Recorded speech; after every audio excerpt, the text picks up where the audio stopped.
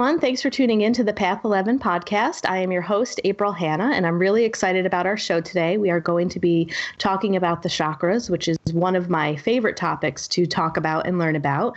And our guest today is Michelle Fondin. She is the author of The Wheel of Healing with Ayurveda, an easy guide to a healthy lifestyle, and Help, I Think My Loved One is an Alcoholic, a survival guide for lovers, family, and friends. She is also the author of the upcoming books, Enlightened Medicine, Your Power to Get Well Now, and the book that we're going to talk about today that I got a chance to read is Chakra Healing for Vibrant Energy. Michelle writes for Chopra.com and teaches yoga, meditation, and Ayurvedic lifestyle. She holds a Vedic Master certificate and has taught in seminars with Deepak Chopra and David Simon. Michelle speaks about health, wellness, and integrative medicine, as well as spirituality and healing. Welcome, Michelle. Thank you so much, April. Yeah, I'm excited to talk to you and specifically just about the way that your book really lays out each chakra and how a person can really learn about them, learn about the blockages, also learn about how they can begin to clear them and all of the different components that each chakra can hold. So this is going to be a great conversation. I can feel it already. and I really found it fascinating and love in some ways when people get a chance to tell their story about a physical ailment that they had, and then they really went into some deep spiritual work to be able to heal that. And I know in reading your book that one of the things that prompted this was you being diagnosed with thyroid cancer. So I was wondering if you could educate our audience and tell them a little bit about your path and how you came to write this book. Yeah, definitely. So I thought that I was living a relatively healthy life, and I thought that, I was 28 years old when I was diagnosed with that thyroid cancer. And, like most 28-year-olds, you don't think a whole lot about your health. I mean, you go to the gym and you think you're eating pretty healthy. And so I was totally blindsided by that diagnosis. And I had always been interested in whole health, holistic healing, and I had been practicing yoga since I was 18. But I had no notion about the chakras, and I had no notion about how alternative health practices could integrate into Western medicine. So I got the diagnosis, and because I had two small children, my family really urged me to do the traditional treatments, which were surgery and radioactive iodine therapy for the thyroid cancer. But I knew I couldn't stop there, because if I stopped there, then I had this notion in the back of my head that if I didn't get to the root cause of the problem, the cancer would come back. So I got like tons and tons of books from the library, and one of which had something about the chakras inside. And I was super intrigued because I had never heard of the concept before. But the more I read about it, I began delving into the fifth chakra, which is the area of the throat where the thyroid is. And a lot of people don't even know where the thyroid is. It's actually at the base of the throat, kind of where your collarbone is. And it's a vital organ that regulates your metabolism and a lot of other functions. And so when I looked back at my life, I realized that throughout my entire childhood, throughout my entire life, I had always had some sort of ailment in the throat. And I grew up with tonsillitis and strep throat, like chronically.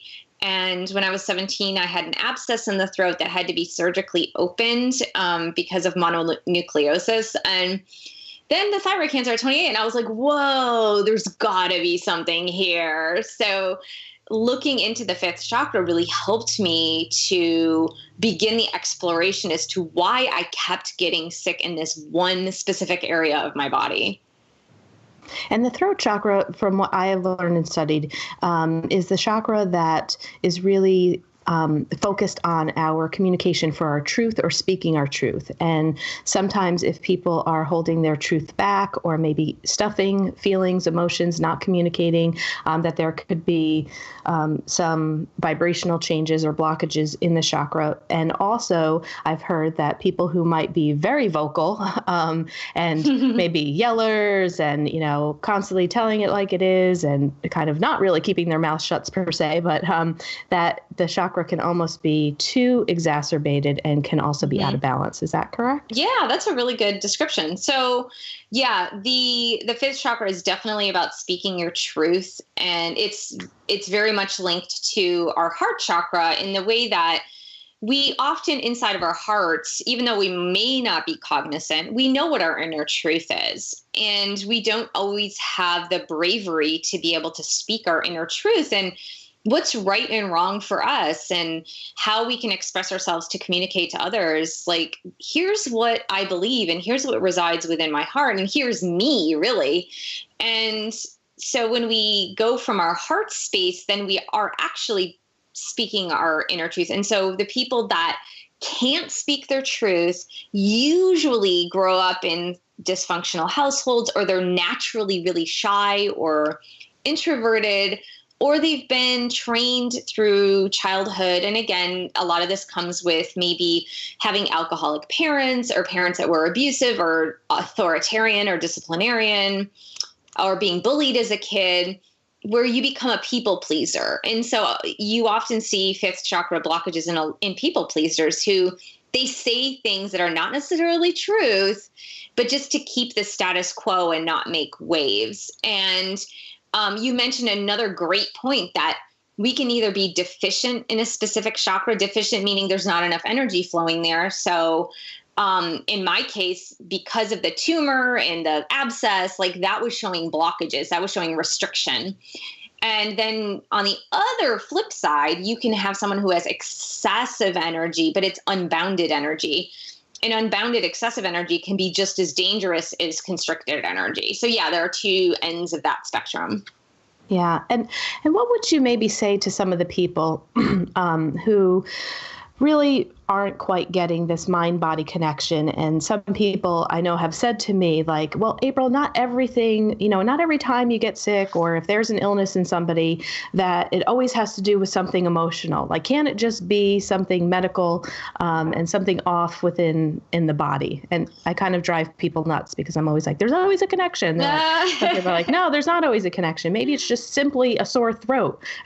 Yeah. So how do you handle that question? Or if you hear that with people? Yeah, from my experience in Ayurvedic medicine, because I'm an Ayurvedic practitioner. So the one thing that I found is that 90% of the time, you can always find that emotional connection. You can always find something that's going on in your life that you've either suppressed, or something from your past, or something from your present, or just not living a balanced life that contributes toward your illness or your ailment. So yeah, I find about 90% of the time that's the case. There is another 10% that it's really difficult to explain or understand. Now, whatever your beliefs are, I'm going to throw something out there that may sound a little crazy, but it could be karma. And in Indian medicine, the belief is that you carry your past karma from past lives into this life. So it just may be paying off a karmic debt. That could be one. Another thing is just like, we come from divine source. Now, again, whatever your beliefs happen to be, we are a part of this universe. We're an integral part of the universe. So we come from, whether you call it Mother Nature, God, Spirit, we come from divine source. So sometimes divine source is just expressing itself through you. And in those very small cases, sometimes it's really difficult, again, to find that emotional or spiritual or lifestyle connection. But in 90% of the cases, I found that that's true. That, like, for example, like if a child falls ill and they're like 1 year old, yeah, it's really hard to explain that emotional connection. That could be karmic, that could be, divine intervention for the parents to awaken in a certain way, but it may not be directly to that child getting sick for emotional reasons. Right. But that explanation, like what you said with past karma, and somebody that is so young in life, and being diagnosed with something, say at 1 year old, that kind of makes sense if somebody would like to carry that belief that maybe we do carry karma from past lives, or, Exactly. because it is very hard and difficult to wrap your mind around a young child that barely has had any experience on this earth, falling ill or having those problems, Exactly. So I almost fell off my chair when I was reading in the beginning of the book that we have 88,000 chakras. So can you explain that a little bit more? Because I know, and then you talked about how, we have the main seven, which I'm sure a lot of our listeners, we've talked to a couple of people about chakras on our show. But so some people might be familiar with the main seven. And if they're not, you and I will go over those a little bit later in the podcast. But I've always known that there were the seven. I've also heard that we have chakras in the palms of our eyes, our feet. And I believe that I've also have studied and read that the chakras can also extend out of the back body, and that there's also one on top of the crown chakra as well.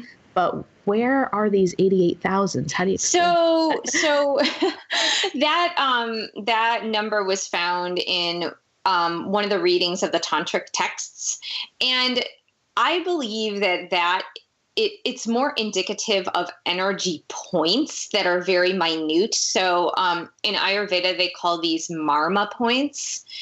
And marma points think of like acupressure meridians or acupressure points.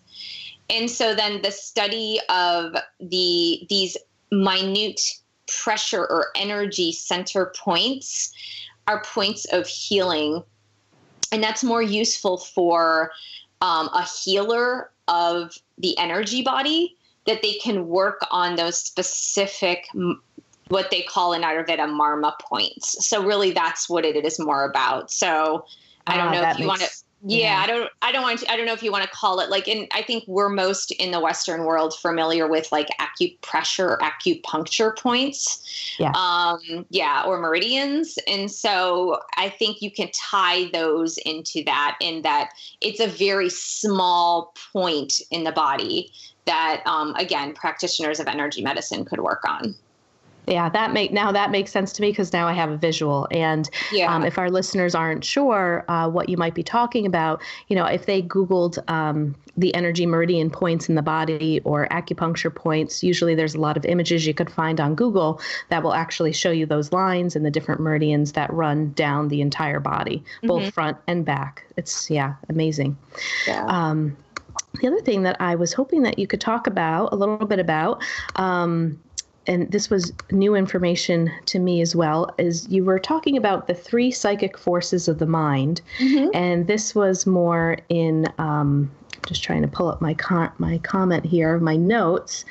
That was, I got a lot of education out of the Yoga Sutras that you were talking about. And I found this part to be really interesting, because I think all of us are trying to figure out, how do we master our minds here?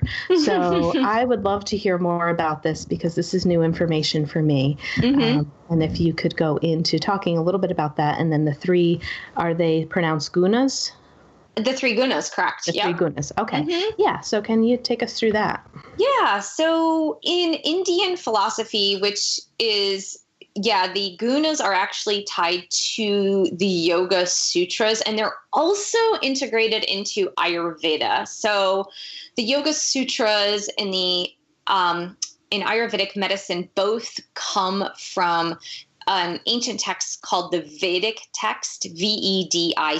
The word Veda means science or knowledge. So they both emanate. And the explanation of these in both Ayurveda, the doshas, which I do talk about, and the gunas, it explains to us the dynamic forces of life and what we have to overcome suffering. That's really the essence of this, is how do we overcome suffering? So in Indian philosophy, it says that there is universal force called Purusha. It's like unmanifested energy. You can call it God, spirit. That's Purusha. Then Prakriti is nature that emanates from universal force. And Prakriti, this nature, manifests itself in the three gunas, or these psychic forces. And psychic, don't think of psychic as, when we think of psychic, we think of like, telling the future, foreseeing the future. This is just about like mind-body connection forces, if you will. And the first one is called sattva.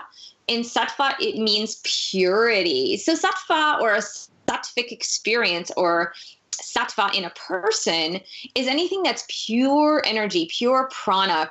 Purity meaning whole foods. Like if you eat an apple that's fresh and organic and you just pick it off the tree and it hasn't been treated with any pesticides, herbicides, the sun has grown it naturally. It's not in a, what do you call those? In a greenhouse. So it's got artificial light. You've got the real sun on that tree and you pick that apple and you take a bite. That's a sattvic experience, meaning that it's pure, it's unadulterated, it's great. A baby, when babies are born, babies are very sattvic because they're pure. They haven't been polluted by our earth yet. So that's purity, that's sattva. And when we move toward experiences, food, all of that, it's important to think of a sattvic experience or trying toward truthfulness, for example. That's sattva. Then we move into rajas, and rajas can mean a period in life. And rajas is all about activity and movement and like moving toward goals and going to work in the morning. That's rajas. And rajas in food, for example, is like hot, spicy food that, hot, spicy food gets you moving a little bit, or caffeine is rajasic in nature. And then there is tamas, which is inertia, decay. So all of these three forces are the dynamics of life. And if you think about it, they're even in the life cycles. So in our childhood, it's considered to be a time of purity and growth. And then we move into rajasic period, which is the longest period in our life, which is our time of work. Really, it's our time of, procreation, raising families and work and accomplishments and getting things done. And then tamas is just, older age. The body is kind of in that phase of breaking itself down to get ready to pass on to the next realm. So we can always look at these psychic forces as just the dynamics of life. Yeah. Oh God, it's like when you explain it, it's so awesome to, I don't know, just hear another concept. And then as you're describing it and what each means, it just totally brings you around to the cycle of life of birth and living and then death and then birth, living and death. And then, the cyclic pattern of it all. Great. So how do those kind of, do you work with those within the chakra system? So the gunas, just like the Ayurvedic doshas, and I like to use both to describe because they're very similar in nature. Each of the chakras has an element that corresponds to the chakra. So let's give an example so it's not so cerebral. Okay. It's not so up there. So let's give an example. So the first chakra, the root chakra, is governed by the element earth. So when we think about earth, we think about earthiness, like dirt. You dig your hands into the dirt when you're gardening. And then the trees that have their roots into the earth create stability and something solid. So the guna, which is tamas, which is inertia, and inertia can be something bad, but inertia can also mean something good. So for example, it's important that you sleep at night. And if you don't sleep, then you're going to be sick eventually. So tamas comes in to help you sleep. And the same thing with the earth, you don't know what's going on underneath the earth when roots for plants are helping that plant to grow up, and the dirt that is decomposing matter, that's all tamas. And the root chakra is all about stability and building, like building a house, right? So that's how they correspond. The qualities of tamas and the root chakra with the earth element, they work together. Does that make sense? Yes, it does. Great. Thank you for making that connection. And in your book too, our listeners, if they go out and read it, buy it, you nicely in the beginning of each chakra, you say what element it is, what color it is, and what the mantra and sound is as well. So it'll be easier if people have the book in front of them to also follow through this with what we're talking about as well. And, I'd like to talk a little bit more about the root chakra, but before we do that, I'd also like to go into Kundalini energy and understanding that a little bit more, because you spoke about that in the book. And I have heard of Kundalini energy. I have a friend that's taking a Kundalini yoga training. I've spoke to people that said they had a Kundalini awakening. Some people have had the experience of actually feeling this Kundalini energy in their body. And when you talk to them, it's like a crazy sacred experience. And I haven't done much, just reading on it, although I know the word and it's been tossed around a lot in my world. But I wanted to get a better understanding of that. And if I'm understanding it correctly too, it can also be the connection to the root chakra as well. Yeah. So the philosophy behind the chakras comes from the tantric texts. Kundalini yoga is very much linked to the idea of this Kundalini energy, and it all comes from Indian philosophy. So it's neat because Indian philosophy, whether it's talking about medicine, yoga, meditation, science, astrology, whatever it talks about, it's always told through stories. So there's always metaphors and imagery and stories. And so the idea is that there are two serpents, part of a story, that sit at the base of the spine, all coiled up. And then they awaken and they move through. And, I think the best visual is the caduceus sign that we see in medicine, with the serpents winding around the middle part.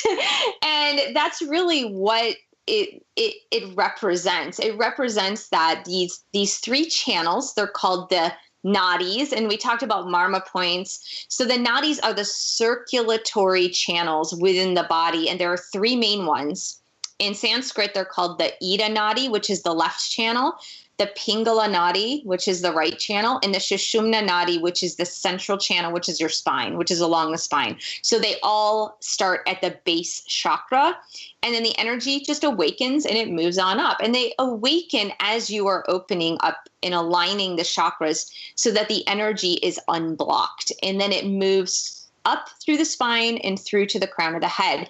Now, these two nadis, the Ida nadi and the Pingala nadi, which also represent yin-yang energy or masculine and feminine energy, they think of the snakes or the serpents. They actually unfold and they alternate as they move up the central nadi, the Sushumna nadi, as they're awakening, which makes it that each of the chakras from number 1, the base, through the 5th chakra, they have masculine and feminine energies that dominate. So as these energies awaken and they're opening and aligning the chakras, you do feel that energy moving up. Now, there is a physiological basis for this. You're awakening the spinal fluid that actually sits in concentration at the base of the spine.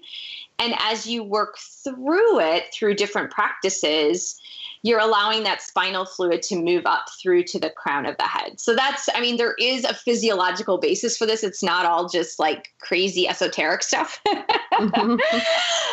If you've ever practiced the root lock in yoga called Mula Bandha, when you practice the root lock, which is, constricting the area of the perineum and the rectum and holding it, you're actually encouraging that spinal fluid to move upward. And so a lot of times there's a combination of things going on. There's not only the emotional and the spiritual, but there's the physical as well that's helping this energy move upward.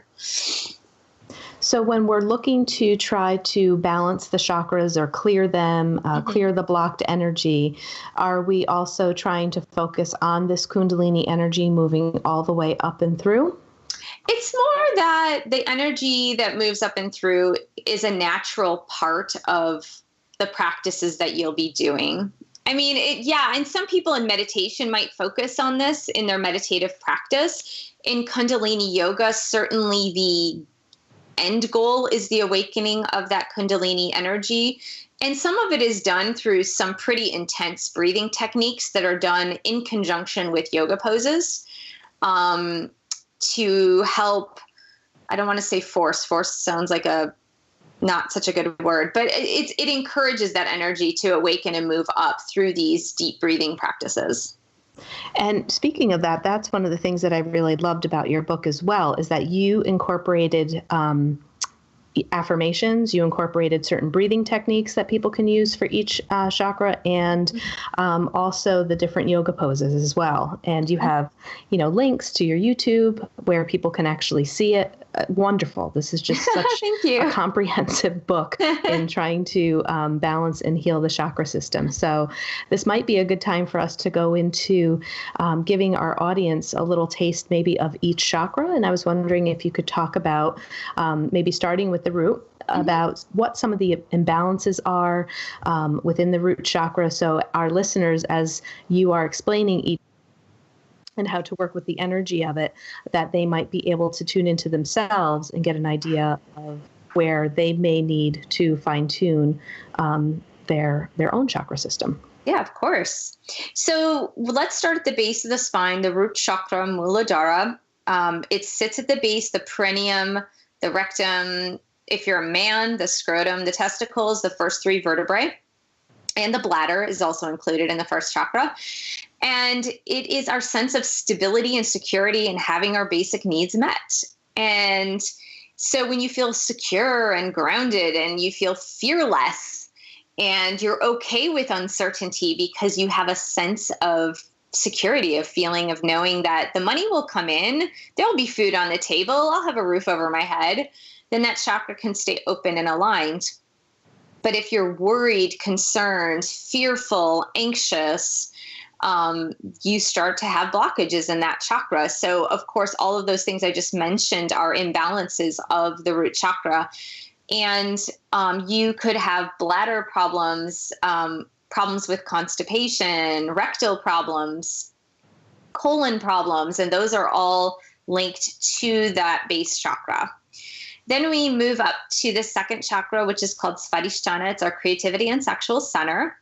And that chakra is linked, of course, to procreation. A lot of people just think it's sex and procreation, and that's not uniquely what it's connected to. It's also connected to creating anything, whether it's baking a cake or doing an art project or doing engineering plans for making a new model of a car. So it's a creative type force. And people that might have a blocked second chakra, they might experience, of course, fertility problems, problems with, especially for women, problems with carrying pregnancies to term. They might have repeated miscarriages.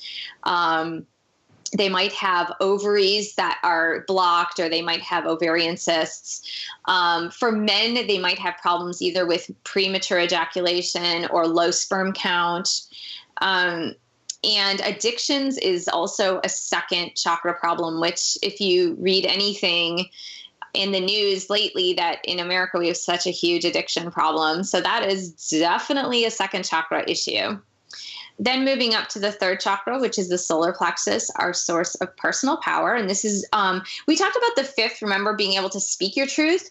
But the third chakra is personal power, being able to move forward into your personal power. So it's not so much about speaking, it's about action. It's about doing. It's about showing the world who you are through your will, your desire, your goals, for example. And so a lot of people are also afraid to express who they are and move toward their goals and move toward their desires.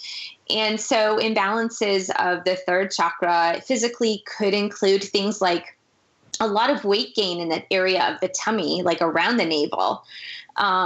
They could have acid reflux, a lot of burning sensations, because the solar plexus is the sun. If you think about it, it's our fire element. So digestive issues, irritable bowel syndrome, things like that, anything, colitis or any gastrointestinal problems that tend to sit around the area of the navel are also indicative.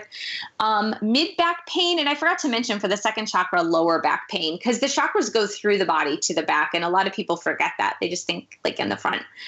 The fourth chakra, heart, anahata, source of love and compassion. This is one of our major chakras in a major way because our heart encompasses it, but also the lungs, the bronchial passages. It is our source of love, giving, receiving, forgiving, compassion. And it is also the segue or the tie-in between chakras of matter, which are the first three, and the chakras of spirituality, which are the top three. So it really ties in or ties together matter and spirit.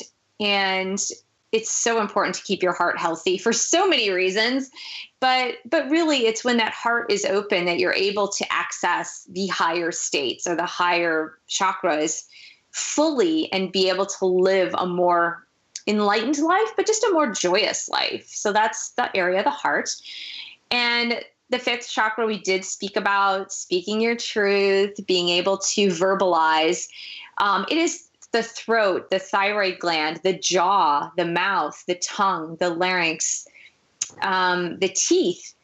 And if you have problems like TMJ, like grinding your teeth or speech impediments or throat problems, thyroid problems, those are all ailments of that fifth chakra.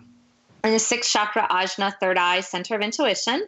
This is our clairvoyance, but not only clairvoyance, because that freaks some people out, but being able to envision your life, being able to see into the future, like this is where I want to go with my goals. This is where I'd like to be in 10 years, 15 years. This is how I would like to see my life develop and unfold. And this is how I project things will be for me in a really positive light and be able to see that. It's not only our physical eyes that we see through in the sixth chakra, but it's our third eye, which of course, as I mentioned, is our center of intuition and that intuitive capability to be able to feel what's right and what's wrong, to feel other people and see things that maybe other people aren't seeing yet, in the sense of being able to be a little bit more compassionate towards others versus being too judgmental, for example. And let's go to the crown chakra. That's a seventh. It's our source of enlightenment and spiritual connection to ourselves, our higher selves, to others, and ultimately to the divine source.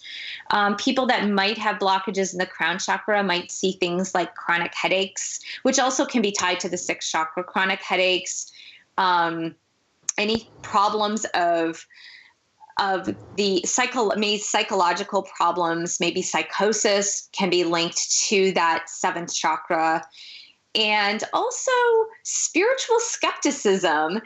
And, that shows an imbalance in that seventh chakra. Just, I see this in a lot of people who say that they are atheists, that spiritual skepticism and cynicism.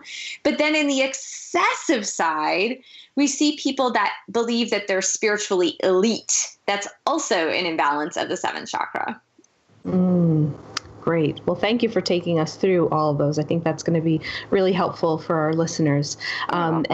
And one of the things that I wanted to ask you too is it almost seems like our chakras, even if they come into balance, we go out into life and we experience so many different things throughout the day that it almost feels like you'd have to cleanse the chakra system, morning and night in order to keep them in balance. Is that true, or is there a way to really try to keep the energy centers or the energy very clear and balanced for long periods of time? And if so, how do you achieve that?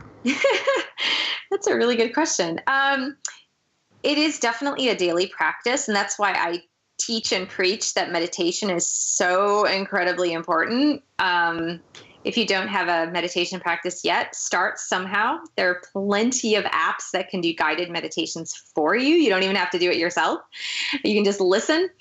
Meditation is such an important practice. And in that meditation, and I do guided meditations in the book, Yes. On the audio book, I have a separate track. It's a bonus track just with the guided meditations that take you through each of the chakras. And you can do that, but also just do a body scan before your meditation each day, in the morning and the evening meditation. Do a body scan and just see where you are, see where you're holding on to tension, and see which chakras seem to just not be well. And so, yeah, it's really important. And this is not in the book, but I'm also an angel reader, and I teach clients that they need to clear their energy on a daily basis. And you can ask your angel guides to do this for you. You can ask the archangels to do it for you. You can also do it for yourself with energy clearing. Just think of your hand being like a sword and cutting away any of the negativity and any of the negative energy just by waving your hand over your body and over the chakras. And that can just cut away any of the negative ties of energy that you might have to someone that you had an argument with, a disagreement with, or someone that might be carrying negative energy that just comes into your energy field. So your hands are a very powerful tool, even though you may not be aware of it. So you can just do this for yourself as well. And those are some of the ways. As far as on the long term, I think definitely going to see an energy healer and doing a Reiki session or doing a massage session with someone who is versed in energetic healing is a great way to do maintenance. That's a wonderful way to do maintenance. But as far as a daily practice, I think nothing replaces that daily practice of meditation and just clearing and just being able to stay open to anything negative. And it could just be like you just had a binge and went to McDonald's and ate a bunch of bad food, So it's like you got to clear yourself of that by eating pure foods the following day or something. So, yeah. And can you also talk about the connection of the colors with the chakras? And I've always been curious to know, in the history of the chakra system in this tradition here, did somebody actually see these colors, or were colors just given so people had a visual? How do we know that really the root chakra is red? Right. And, yeah. The heart is green? What are your thoughts about that? So I am not someone who can see colors, but I do know healers that do see colors. And it was taught to me that, yes, in fact, those that see auras and colors in the auras do see these colors that correspond to these chakras. So yes, those were clairvoyance, or originally, 2,000, 3,000 years ago, people who were seeing auras and seeing these colors within the chakras, and that's why they correspond to those. Right. Okay. All right. Great. Well, I always wondered about that. I'm like, is it just because, somebody once said, or was it truly actually seen? I was always curious about that connection and correlation there. And so the other thing, too, as we're kind of coming to a close and wrapping up a little bit, I wanted people, if they are at their computers, to also find your website, because you have some great stuff on here. I really enjoyed reading some of the articles on your blog. So could you let our audience know where they can find you? Sure. So you can go to michellefondinauthor.com, and I have a lot more stuff on my YouTube channel as far as videos go. And so on my YouTube channel, it's also Michelle Fondin Author. And I typically post at least 4 videos weekly. Wow. On my YouTube channel. Yeah. Busy. Yeah. And I noticed in your blog too, and you wrote a book about it, but I thought maybe for the last 10 minutes or so, we could talk a little bit about addiction. Mm-hmm. And, because you write about a lot about alcoholism and things of that sort. So would you like to share a little bit more about that? Sure. So, yeah, I wrote a book called Help, I Think My Loved One is an Alcoholic, a Survival Guide for Lovers, Family, and Friends. And the reason why I wrote that book was because 5 years ago, I fell in love with someone who was an alcoholic, and I had no idea. And I didn't even know what alcoholism was. Like, I knew it intellectually in textbook, and then you see people and you're like, oh, they're probably an alcoholic. But then if you don't have it in your life on a daily basis, you really don't give it a second thought. And there's a lot of misconceptions about addiction. And even today, there's like a huge stigma surrounding alcoholism and addiction. And so for me, being someone who was in a relationship with an alcoholic, and I was blindsided because I didn't realize until months later, and I'm still with this person. I still love this person. We're not living together now, but he's a very important person in my life. And it was like me finding information that was not false, and me finding information that wasn't, just saying that this person who's an alcoholic or addict is a bad person and you just need to like stay away from them and stop enabling them. And I didn't even know what enabling meant. But it's funny because everything happens for a reason. And even if you didn't grow up in an alcoholic household or in a household with parents who are drug addicts, like enabling behavior can happen even with a dysfunctional parent or dysfunctional parents, plural. And I grew up in a household with dysfunctional parents. And so you learn these types of behaviors, which I also refer to as people pleasing.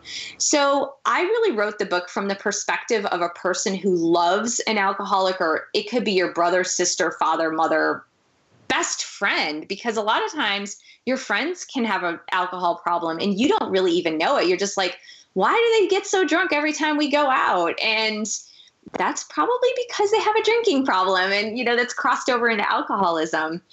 And so I really wrote it to have love and compassion for the alcoholic and to help people realize that it is a disease. It is something that they cannot control. It's something that's so bizarre. It is the most, and that's why it fascinated me, because I do study disease and wellness, is that it is by far the most bizarre disease that exists because it's so multi-layered. It's physical, emotional, spiritual, relationship, societal. It's this crazy disease that masks itself so that when the person isn't drinking or isn't drugging, that they seem like a normal person.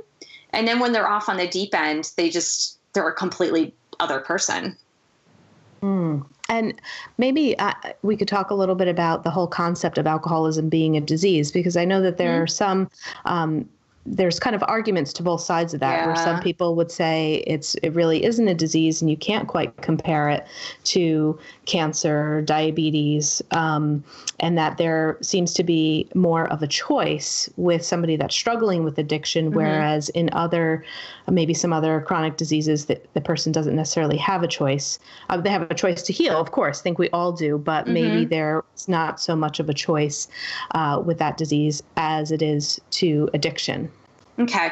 So in history, I think it's important that we go back in history and understand that back in the 1800s, alcoholism was absolutely classified as a disease. And